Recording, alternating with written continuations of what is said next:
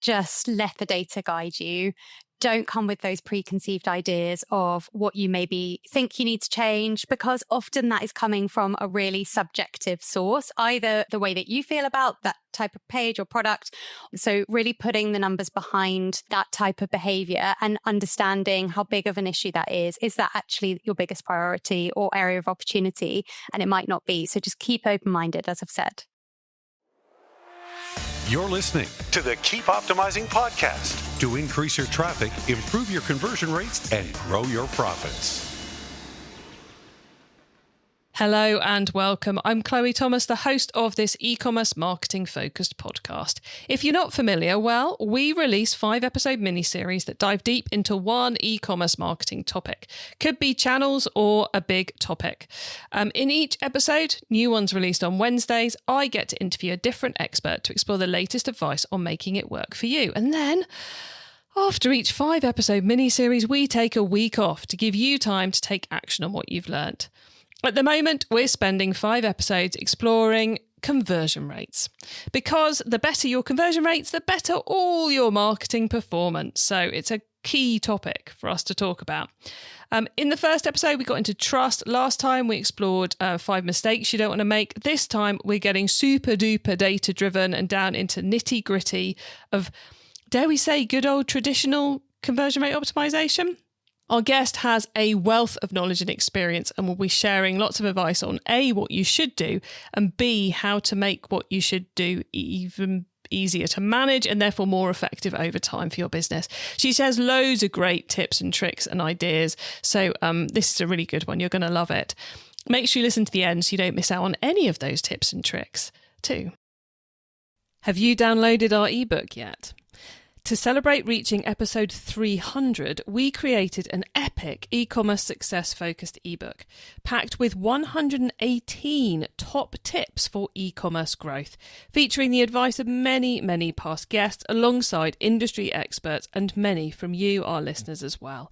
It's definitely one to dip in and out of and take inspiration from as and when you need it. This ebook needs to be sat on your desktop or even printed and sat on your desk. Download your free copy right now at keepopt.com/growth ebook. In this episode, I'm chatting with conversion rate expert Carolina Dibb. Carolina set up her own CRO consultancy in 2023 after working with mega brands, including Amazon, Mr. Porter, and the British Museum Company. At her consultancy, she's helping independent e-commerce brands understand customer behaviour and improve website performance through customer insight, analytics, and optimization strategy. Hello, Carolina. Hi, Chloe. Thanks so much for having me. I'm thrilled to be on. Oh, awesome to have you here. I mean, the world of conversion rates is such a huge space and a huge topic that I'm really looking forward to diving into it with you. But first off, how did you get into this big old world of conversion rates? So I have worked in e-commerce for the best part of 20 years, but I came to CRO via marketing. So I started my career in marketing at the retailers that you mentioned. And then in 2015, I joined Amazon, again in marketing. And a couple of years in, I pivoted to a customer experience product management role. And what I loved there was really being able to elongate the work I'd done in the user journey side of things from my marketing experience. And I've just always been really fascinated in that kind of customer journey. And I got to work beyond getting people to a site and actually work on what they do when they get there and why, and trying to improve that. And then I left Amazon in 2023, as you said, and I set up my consultancy then. Nice. And I think it's one of those things you need to be able to speak, even if you're not doing the marketing, you need to be able to speak the language when you're talking to the marketers. And even if you're not doing the conversion rate optimization, you need to be able to talk the right language to get it all working, don't you? So I guess your experience on both sides of it must make things a bit easy for you, especially now you're in the consultancy space. Yes, definitely. I think it's that holistic view of the entire end-to-end journey. So I'm very conscious from my marketing experience of how people got to a site, where they've come from, but also, you know, what is their mindset when they get there. And that really helps me then to kind of then take that onward bit of once they're actually on the site, what are they then doing? So whilst you're in your day-to-day, very in the numbers and the analytics and the feedback from the customers and all the rest of it. What's your guiding light in trying to create good conversion rates for a website?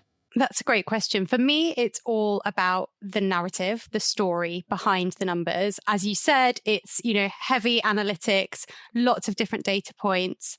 For me, I like to really bring it back to that customer experience and perspective. And that really helps to humanize it for the brands that I'm working with so that they can imagine what their customer is going through and what friction they're potentially coming up against, and therefore, what we can do to address that. But it also just helps anybody working in that space to remember that there are, humans on the other side of those numbers, and they're behaving in certain ways for certain reasons, and getting to the root of that is always going to be super insightful. It is kind of weird how in the online space we do forget the humans so often. If you were doing a similar conversion rate piece in a department store, it would be all about where the human stands, where the human looks, where the human does this. But for some reason, we seem to forget about that in the e-commerce space. Yeah, we're not as close to those customers. We're not kind of seeing them always in real life. So it's hard. It's more abstract sometimes. Yeah. And then, of course, there's the whole difficulty of if you do get, stand behind a human as they're doing something, to then remain quiet. And I'm not going to take us totally down that rabbit hole, but my brain was just going, visual merchandisers in a department store telling customers off for walking the wrong way around the store. I mean, we wouldn't do it. Yeah, we do it when we're trying to analyze online. Anyway, let's reverse out quickly out of that cul-de-sac I'm trying to take us into. Narrative we all know is important, but I think we all struggle on how to actually pull it together and then how to optimize it, because the whole point of improving your conversion rates is you have to optimize things. So how do you identify massive question, and we'll break it down, but how do you identify that narrative, and then how do you support that with data to be able to then see if it's working and then evolve it? Yeah, great question. I think it's not relying on one data source, let alone metric. You need to really look across lots of different areas, sources, whether that's qualitative feedback, quantitative feedback, and really understand that bigger picture. And that's easy to say, but hard to do, right? So we have all this data, access to so much more than we've ever had. But I speak to brands all the time who don't know what to do with those numbers, don't know what it means, right? So the metrics are an observation, but we need to draw out the insight. And you do that by looking deeper and deeper. So, I have a brand coming to me and saying, my conversion rate's low. First of all, that's a relative metric, and it doesn't live in isolation. It is an output of two other metrics, your traffic and your orders. So by nature, there's a lot to even just dig into with those three metrics that you've got. But then also taking that a level deeper and understanding, is that being driven by a particular product or product type? Is it being driven by a certain type of customer or a traffic channel, or where on the site is seeing the lowest conversion? And can we take insights from that? And when you start to look at things more granularly, you can then draw patterns and start to see things. So it might be that this particular subset of products is converting below our average. Why might that be? Do they share any characteristics? Are they from a common product type that is harder to sell online for some reason? Or maybe those products have fewer reviews or fewer images. And when we start to look at things, as I said, in that granular way, we can start to identify what might be the root cause. And that's where you build your hypothesis out, right? And as you said, then you have to kind of test and validate that through A/B testing, through launching new features and making changes on your website and seeing that impact.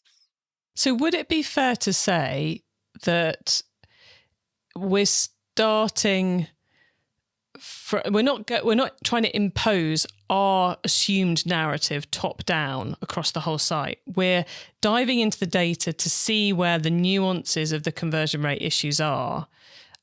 In your example, a product category that's doing worse than other product categories. Then we're trying to work out some hypotheses for why that might be. It could be that there's not enough reviews. It could be that it's not an easy product to sell online. It could be one of a million other things, I suspect.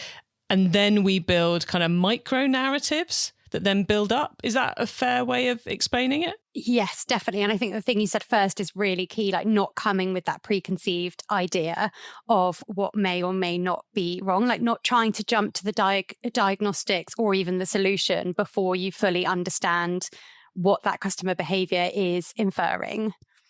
Got you. And I loved your one of the things you said earlier, which was that the metrics are observation and we need to pull out the insights, which I think that pulling out the insights is the bit that that we've forever struggled with in the industry. You know, oh, our conversion rate's 3. I mean, well done. That's amazing. How exciting. But what does that actually mean?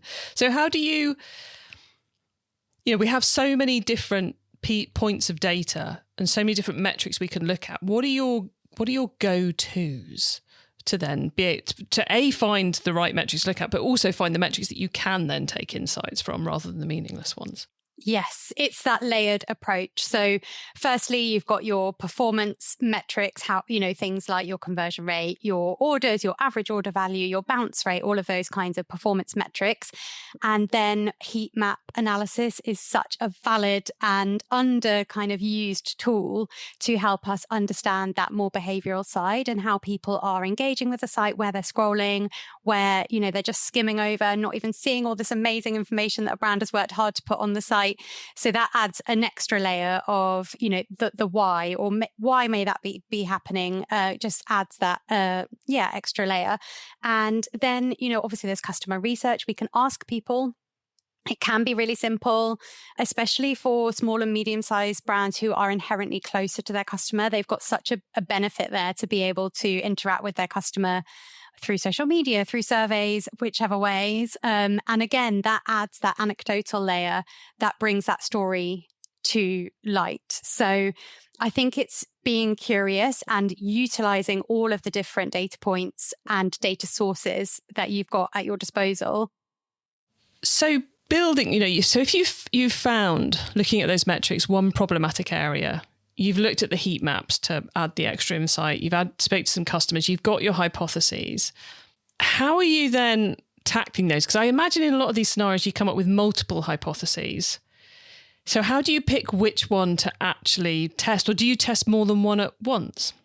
You can test more than one. I would say one test on one area or thing at a time, so you can really isolate the impact.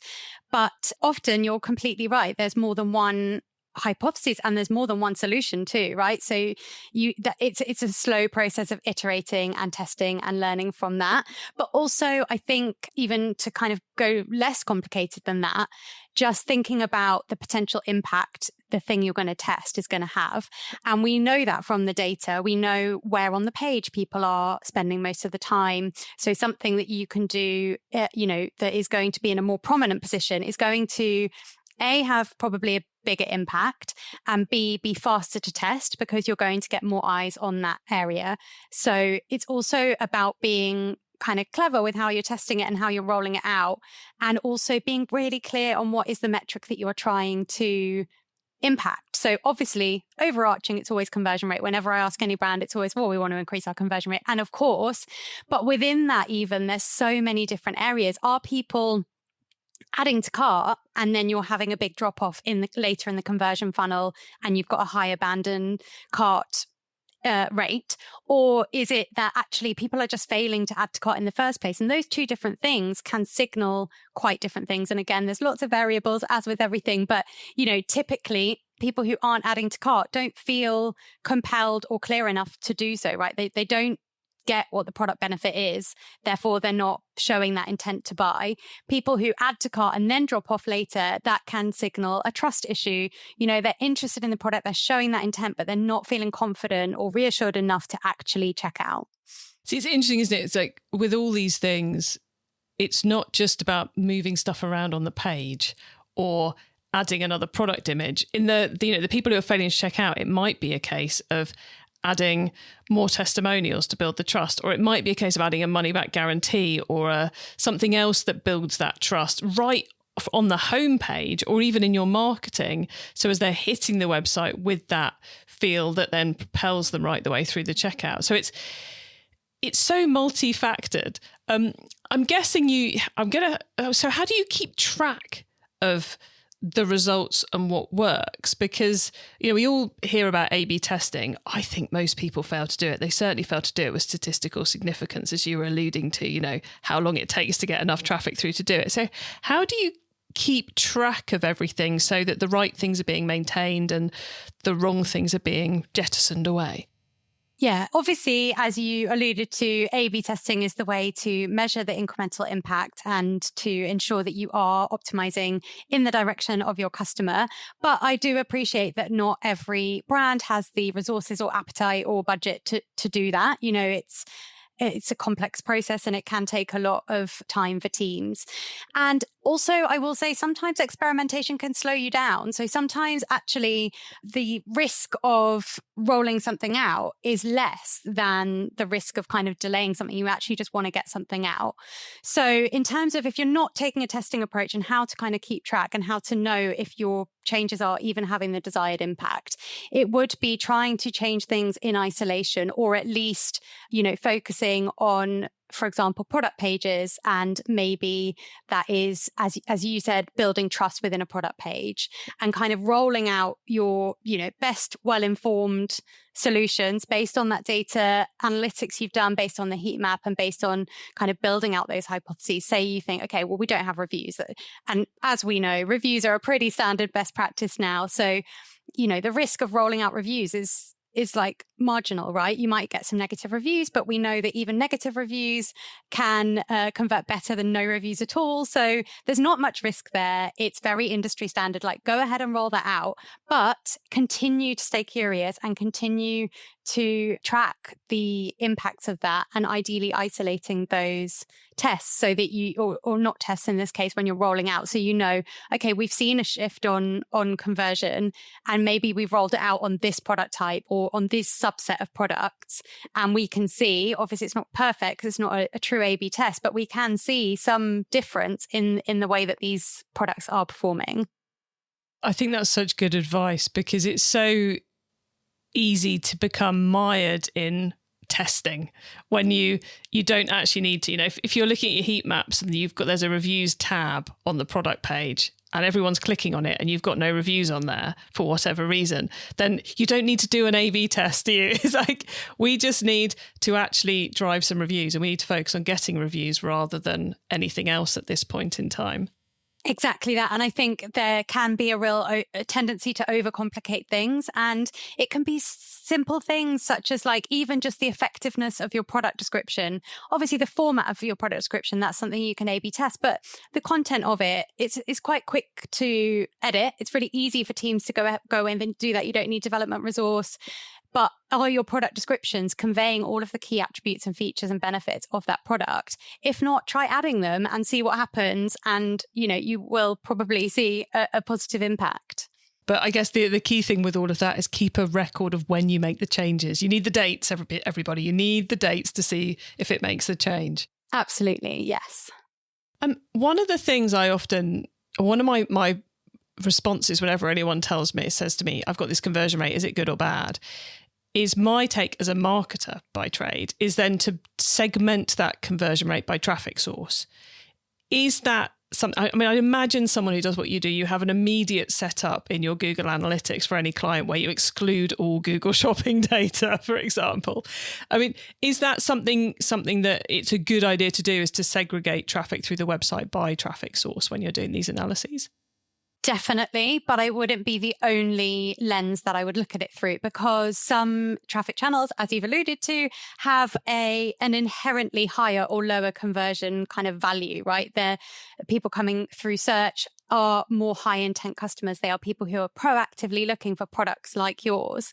So, it wouldn't be fair. It's not comparing apples to apples to say, okay, well, social's converting like this and search is converting like this. So it's a really worthwhile exercise. It can help uncover lots of different strategy changes, even in the way that you're, investing in your marketing channels. But I'd also be looking at by page type, by product category, and all these different lenses. And that kind of granularity, as I alluded to earlier, is what can give you that more rounded view.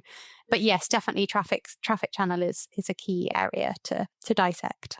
I'm sure anyone starting to do this on their website is going to find about 20 million things worth changing, early on.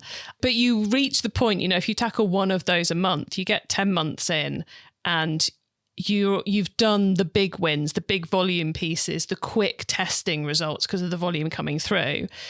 I guess what I'm trying to say is, at what point do you go back and look at everything again? Rather than go, 3 years ago, we created this plan and we're going to rigidly stick to it. But how often do you go back and do the whole analysis piece again? I mean, I would be looking at a baseline of similar metrics every month, let's say, and that will throw up things to focus on, right? I don't know that I have a set cycle because there are so many different variables, how much traffic you're getting, what size of business, what maturity of business. Also, have you launched new categories? Have you branched out into new product types? All of those things can warrant revisiting that entire customer journey, or even just has consumer behavior and your competitors really shifted in that time? Because again, that can really spur a brand on to kind of need to refocus that. But I think having that monthly at least touch point where you are reviewing metrics in a little bit more granularity, specifically relating to conversion, all those different cuts that I've talked about, and that behavioral data from heat maps, like that will kind of guide you, and you should let that guide you as to how often and when to be checking in on certain things, because the site is never done, as you know, and it's a continual moving beast where we're not only making changes, we need to be checking in, as you said, were those the right changes? Is there more we can be doing there? But also, new features coming out, competitors doing different things, changing the landscape. So yeah, not a straightforward answer, but but I wasn't expecting one. I think we'd have all been skeptical if you went every 5 months and 3 days. We need to come back. On a vaguely similar standpoint, as you're doing these tests, you're learning kind of like a rule set for the website. Going back to our bleedingly obvious one, reviews are a good idea. Let's make sure they're always on products. But you'll be learning other things as you go along that should be in a rule book for the company. As the outside consultant for your clients, which I think makes it even harder to make sure things are retained, and so when the new products come on for the new season, they get the same level of copy and graphic attention. How do you help people to retain that information so they're not 3 years later learning the same lessons again? Yes, great point. And I think by nature, a lot of kind of features or functionality on a site that we would be working on are kind of product agnostic. So they would live on a product page, on a category page, on the homepage, for example, or even in checkout. And those are kind of functions and features of the website. And then you've got the other end of the spectrum, as you mentioned, which is the kind of individualized product attributes. And I think having really set processes for those things, so having like an SOP on product setup, and it's not the fun stuff, it's not the sexy stuff that people care about, but it's really important, not only from a customer experience point of view, also from an SEO point of view. So many different kind of channels and touch points are invested in getting those foundations right, and making a process out of it, a repeatable process that right, this is the format for the product descriptions. It's very formulaic, so also it's really easy for customers to compare between two different products, because they know that the bullet points, there's 5 bullet points. The first one talks about the style. The second one talks about the material. The third one talks about dimensions or size guide. And it's really, really clear for you as a brand to roll that out, and also for the customer to compare and evaluate that product effectively. Love that. Always comes back to the SOPs. Always. Carolina, it's awesome getting all this out from you. Is there anything really important we've missed, or have we covered everything people need to know? Well, I mean, obviously, we've not covered everything because we'd be here for days. But yeah, this is it. I could talk about this for a really, really long time. I would just say maybe something I come across a lot in terms of, obviously, I'm dealing with brands all the time who are taking their first steps or coming back to conversion. And I would say, just keep open-minded and don't jump to that solution. And also in terms of maybe people listening to this and wondering, like, what are some really kind of key things that I'll see across sites? And we don't really, like you alluded to, we don't really need to test them. We know that probably a different approach would be better. A couple of things there. I would say navigation is a really key one that I do a lot of work on. That it's either it sits on one of two ends of a spectrum. Either it's too simplified and everything's hidden behind shop all. So as a customer, I can't see the categories that you sell. If I'm on a mobile, I already have to click twice just to open the menu and then go into shop all and then see your categories. So bring your key categories into your top level navigation. Or it's at the other end of the spectrum, which is just so overwhelming and overcomplicated and taking people down these rabbit holes of niche product categories that have like 10 products in them. So you need this sweet spot. I know it's not easy to get right, but yeah, you need to kind of surface those key categories and give really easy routes into those, but then let them use filters and other things to refine. You don't take them to really, really niche products. Oh, I'm so glad we asked you for an extra bit there, because that's so critical. And thank you, Carolina. It's been brilliant picking your brains about all of this. Listeners, remember to stay tuned right to the end so you don't miss out on Carolina's insider tips on conversion rates and my suggestions for other ways we can help you improve things even further in your businesses. Have you downloaded our ebook yet? To celebrate reaching episode 300, we created an epic e-commerce success-focused ebook packed with 118 top tips for e-commerce growth, featuring the advice of many, many past guests alongside industry experts and many from you, our listeners, as well. It's definitely one to dip in and out of and take inspiration from as and when you need it. This ebook needs to be sat on your desktop or even printed and sat on your desk. Download your free copy right now at keepopt.com/growth ebook. Okay, Carolina, so far we've gone deep into putting the numbers on customer behaviour. Now you get to wow us with your insider knowledge about the whole of conversion rates. So for the following questions, your answer can be anything to do with conversion rates, which of course does include, unsurprisingly, everything we've already been talking about. Carolina, are you ready for these? I am ready. Okay, let's start with newbie advice. If we've inspired someone to take their first step, which I really hope we have, what do they need to know to give themselves the best chance of success? I think it's something I've already touched on, but just letting the data guide you. Don't come with those preconceived ideas of what you maybe think you need to change, because often that is coming from a really subjective source, either the way that you feel about that type of page or product, or sometimes because a loud voice has said something. So either you've had a piece of customer feedback that's struck a nerve, or somebody internal, a stakeholder said something, it's booming loud in your head, but it might be a very subjective view and it's not necessarily the way that most of your customers think. So really putting the numbers behind that type of behavior and understanding how big of an issue that is that actually your biggest priority or area of opportunity? And it might not be. So just keep open-minded, as I've said. I love that. Okay, once you've started, of course, you've got to keep optimizing. So what's your favorite way to improve performance? Okay, so obviously CRO and optimization, it's by nature, they go hand in hand. So obviously testing and learning, as I've said, keep iterating, being really clear on what those success metrics are at a granular level, not just overarching conversion rate, but which part of the conversion funnel are you trying to impact, and keep curious. So customer research doesn't get enough airtime, and there's loads of different ways you can do it. It doesn't need to be a really convoluted, expensive market research piece. It can be a quick survey. And, we often hear, we hear more from the people who end up purchasing from us than we do from the people who don't buy but almost did. So, again, the only way to reach those people really is by asking them. So that's things like an exit intent survey.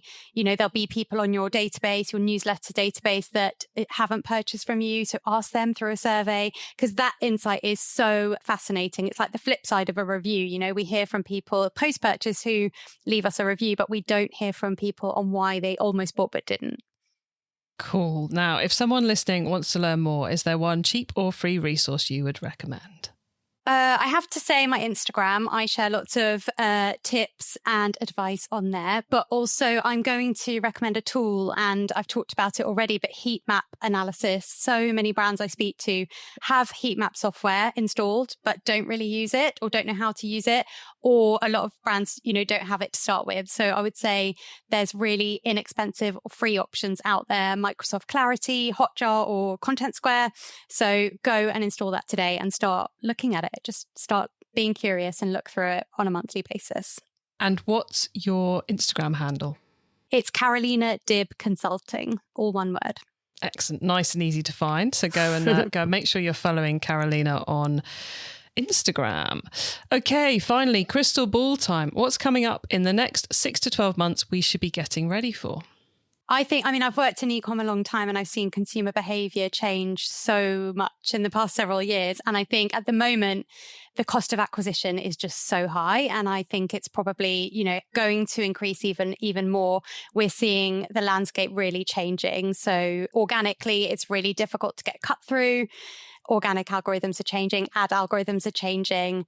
And these things all mean that CRO is even more important, because if you're spending a lot more money than you ever have to acquire new customers, you need to make sure that you're giving yourself the best chance of converting those customers when they do eventually land on the website. So I do speak to a lot of brands who are running ads, but not necessarily focusing on what happens when the customer actually gets to the website. So I think, it's that leaky bucket analogy. Don't pour loads of traffic into a site experience that is potentially causing friction and losing customers at the first hurdle.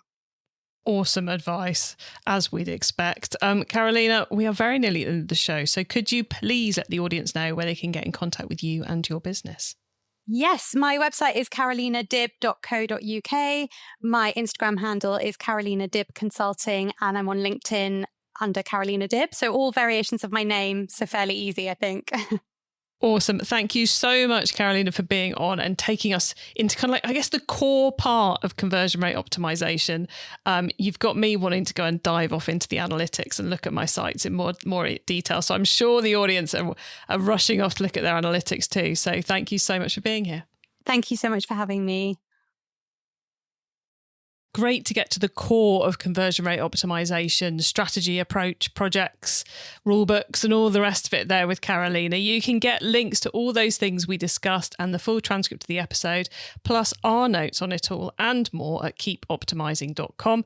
You can also use our special director episode short link. That's keepopt.com/the number of this episode. Just put that on the URL bar and you'll be redirected straight to the right page. When you get to the website, please go on, sign up to our email list so we can send you other cool stuff to help you improve your business. Thank you for tuning in to this episode of the Keep Optimizing podcast. If you've enjoyed this one, then do check out episode 137 from a little while back with Joe Young from Unifeeder, where we get deep into customer journey-based attribution modelling, which does feed into quite a lot of what we were talking about today. You can also find our full thread of conversion rates content by scrolling up your feed, or use the short link keepopt.com/CRO to find the page with it all on the website. Please do tell your fellow marketers about this show, because we exist to help as many marketers as possible to improve the performance of your e-commerce marketing. Have a great week and make sure you listen to the next episode so I can help you to keep optimizing your marketing. Access everything Keep Optimizing at keepoptimizing.com. That's with an S, not a Z.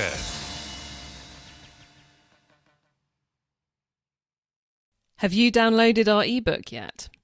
To celebrate reaching episode 300, we created an epic e-commerce success-focused ebook packed with 118 top tips for e-commerce growth, featuring the advice of many, many past guests alongside industry experts and many from you, our listeners, as well.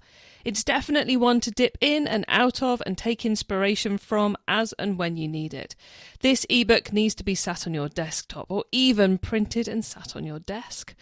Download your free copy right now at keepopt.com/growth ebook.